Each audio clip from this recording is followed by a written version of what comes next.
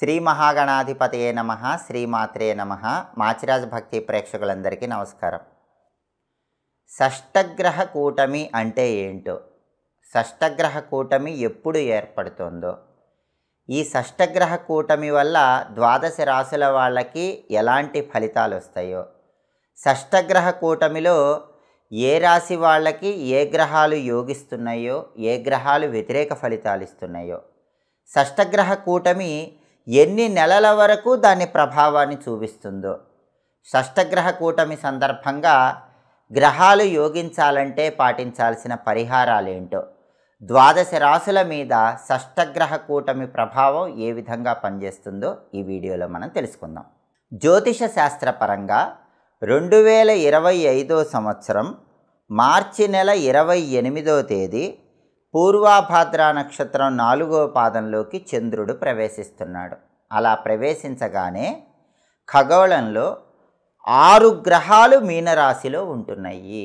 ఆ 6 గ్రహాలు ఏంటంటే రవి, చంద్రుడు, బుధుడు, శుక్రుడు, శని, రాహువు. ఈ 6 గ్రహాలు కూడా మీనరాశిలో ఉంటున్నాయి. దీన్నే షష్టగ్రహ కూటమి అనే పేరుతో పిలుస్తారు. ఈ షష్టగ్రహ కూటమి అనేది మార్చి 28వ తేదీ పూర్వభాద్ర నక్షత్రం 4వ పాదంలోకి చంద్రుడు ప్రవేశించగానే మీనరాశిలో ఏర్పడుతుంది. మరి ఈ షష్టగ్రహ కూటమి ప్రభావము ద్వాదశ రాశుల మీద ఎలాంటి ప్రభావాన్ని కలిగింపజేస్తుంది, ఎన్ని నెలలు ఈ షష్టగ్రహ కూటమి ప్రభావం ఉంటుంది, ఈ విషయాలు మనం పరిశీలిస్తే షష్టగ్రహ కూటమి ప్రభావము ఏ రాశి మీదైనా సరే 2 నెలల నుంచి 3 నెలల పాటు పనిచేస్తూ ఉంటుంది. దాదాపుగా 2 నెలల నుంచి 3 నెలల పాటు ఈ షష్టగ్రహ కూటమి ఫలితాలే ద్వాదశ రాశుల ఫలితాల మీద ఎక్కువగా ప్రభావాన్ని కలిగింపజేస్తాయి. ఈ షష్టగ్రహ కూటమి ఒక్కొక్క రాశికి ఎలాంటి ప్రభావాన్ని ఇస్తుందో, ఏ గ్రహం యోగిస్తోందో, ఏ గ్రహం యోగించదో, యోగించని గ్రహానికి ఏం చేయాలో, ఈ విశేషాంశాలన్నీ మనం పరిశీలిద్దాం. తదుపరి ధనుస్సు రాశి. ధనుస్సు రాశి వాళ్ళకి షష్టగ్రహ కూటమి ఎలాంటి ఫలితాలు ఇవ్వబోతోంది, షష్టగ్రహ కూటమిలో ఎన్ని గ్రహాలు యోగిస్తున్నాయి, ఎన్ని గ్రహాలు యోగించటం లేదు, యోగించని గ్రహాలకు ఎలాంటి పరిహారాలు చేసుకోవాలి, ఈ విషయాలు మనం పరిశీలిస్తే ధనుస్సు రాశి వాళ్ళకి షష్టగ్రహ కూటమి 4వ స్థానంలో ఏర్పడుతోంది. అంటే 6 గ్రహాలు 4వ స్థానంలో ఉన్నాయి. ఈ 6 గ్రహాల్లో మొట్టమొదటిది సూర్యుడు. సూర్యుడు 4వ స్థానంలో వ్యతిరేక ఫలితాలు ఇస్తాడు. అంటే షష్టగ్రహ కూటమిలో ధనుసు రాశి వాళ్ళకి సూర్యుడు నెగిటివ్ రిజల్ట్స్ ఇస్తాడు. ఆ నెగిటివ్ రిజల్ట్స్ ఏంటంటే కుటుంబ కలహాలు. ధనుసు రాశి వాళ్ళకి షష్టగ్రహ కూటమి వల్ల కుటుంబ కలహాలు వస్తాయి. అలాగే చంద్రుడు కూడా 4వ స్థానంలో నెగిటివ్ రిజల్ట్సే ఇస్తాడు, ఫేవరబుల్ కాదు. 4వ స్థానంలో చంద్రుడు ఏం చేస్తాడంటే మతి మరిపిస్తాడు. ధనుసు రాశి వాళ్ళకి షష్టగ్రహ కూటమిలో చంద్రుడు ఎక్కువ మర్చిపోయేలాగా చేస్తాడు, మతి మరిపి ఎక్కువ ఇస్తాడు. బంధుమిత్రులతో అకారణంగా గొడవలు ఇస్తాడు. ఫ్రెండ్స్, రిలేటివ్స్ ఊరికే మీతో గొడవ పడుతూ ఉంటాడు. కాబట్టి చంద్రుడు ఫేవరబుల్ కాదు. బుధుడు మాత్రం 4వ ఇంట్లో ఫేవరబుల్. కాబట్టి షష్టగ్రహ కూటమిలో బుధుడు ధనుసు రాశి వాళ్ళకి ఫేవరబుల్ రిజల్ట్స్ ఇస్తాడు. బుధుడు ఏ ఫేవరబుల్ రిజల్ట్స్ ఇస్తాడంటే శుభ కార్యక్రమాలు నిర్వహించేలాగా చేస్తాడు. కాబట్టి షష్టగ్రహ కూటమి వల్ల ధనుసు రాశి వాళ్ళకు వచ్చే పాజిటివ్ రిజల్ట్ ఏంటంటే ఇంట్లో పెళ్లి చేయగలుగుతారు, ఒక ఫంక్షన్ చేస్తారు, గ్రాండ్ ఫంక్షన్ చాలా అద్భుతంగా చేస్తారు, ఉపనయనం చేయగలుగుతారు, ఏదో ఒక బ్రహ్మాండమైన ఫంక్షన్ అయితే బాగా చేయగలుగుతారు. అలాగే మాతృసుఖం ఇస్తాడు.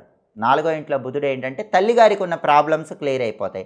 ధనుసు రాశి వాళ్ళకి ఎవరికైనా తల్లితో గొడవలున్నా, తల్లికి ఆరోగ్య సమస్యలున్నా అవన్నీ కూడా షష్టగ్రహ కూటమిలో బుధుడు క్లియర్ చేస్తాడు. అంటే బుధుడు ఫేవరబుల్. తర్వాత శుక్రుడు కూడా ఫేవరబుల్. శుక్రుడు 4వ ఇంట్లో ఫేవరబుల్ రిజల్ట్స్ ఇస్తాడు. షష్టగ్రహ కూటమిలో శుక్రుడు ధనుసు రాశి వాళ్ళకి ఏ ఫేవరబుల్ రిజల్ట్స్ ఇస్తాడంటే స్త్రీ సౌఖ్యం ఇస్తాడు. అంటే ధనుసు రాశి పురుషులు ఎవరికైనా లేడీస్తో ప్రాబ్లమ్స్ ఉంటే అవి క్లియర్ చేస్తాడు. అలాగే వాహన ప్రాప్తి యోగం ఇస్తాడు. ధనుసు రాశి వాళ్ళు బండి కానీ కారు కానీ కొనుక్కోవాలనుకుంటే షష్టగ్రహ కూటమిలో శుక్రుడు తొందరగా కొనుక్కునేలాగా చేస్తాడు. కాబట్టి శుక్రుడు ఫేవరబుల్ రిజల్ట్స్ ఇస్తున్నాడు. శని నెగిటివ్ రిజల్ట్స్ ఇస్తాడు. ఎందుకంటే అర్ధాష్టమ శని అంటారు. 4వ ఇంట్లో శని ఫేవర్ కాదు. అర్ధాష్టమ శని ఏం చేస్తాడు, అనారోగ్యాలు ఇస్తాడు, ప్రమాదాలు ఇస్తాడు, దెబ్బలు తగిలేలాగా చేస్తాడు, బంధుమిత్రులతో గొడవలు ఇస్తాడు. 4వ ఇంట్లో రాహు కూడా ఫేవర్ కాదు, అర్ధాష్టమ రాహు దోషం అంటారు. రాహు ఏం చేస్తాడు, ఆరోగ్య సమస్యలు ఇస్తాడు, ఆస్తులపరమైన తగాదాలు ఇస్తూ ఉంటాడు. కాబట్టి ధనుసు రాశి వాళ్ళకి షష్టగ్రహ కూటమిలో 6 గ్రహాల్లో 2 గ్రహాలు యోగిస్తున్నాయి, 4 గ్రహాలు యోగించట్లేదు. ఏ 2 గ్రహాలు యోగిస్తున్నాయి? బుధుడు శుక్రుడు, ఈ 2 గ్రహాలు యోగిస్తున్నాయి. యోగించని గ్రహాలు రవి, చంద్రుడు, శని, రాహువు. వీటికి రెమెడీస్ చేసుకోవాలి. శని రాహువు యోగించాలంటే ధనుసు రాశి వాళ్ళు ఏం చేయాలి? ఉగ్రదేవతలను పూజించాలి. కాలభైరవుడి మందిరానికి వెళ్ళి జలాభిషేకం చేయించుకోండి. కాలభైరవ అష్టకాన్ని రోజు చదవటం లేదా వినటం చేయండి.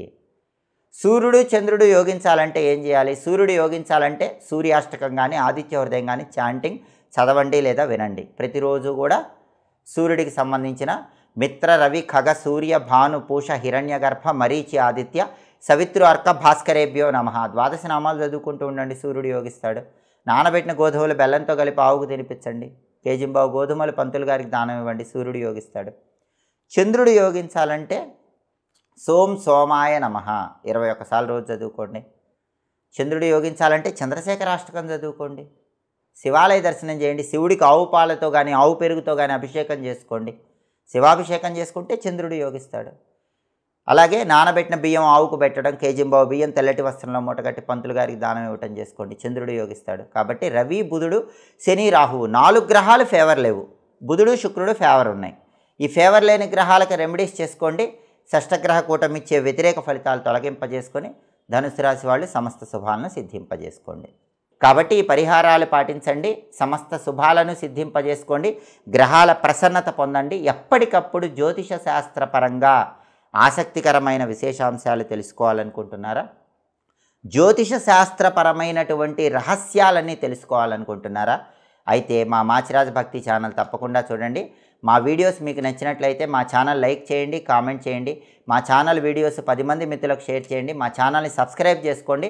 పక్కనున్న బెల్ సింబల్ నొక్కటం మాత్రం మర్చిపోకండి. సర్వే జనాః సుఖినో భవంతు. స్వస్తి.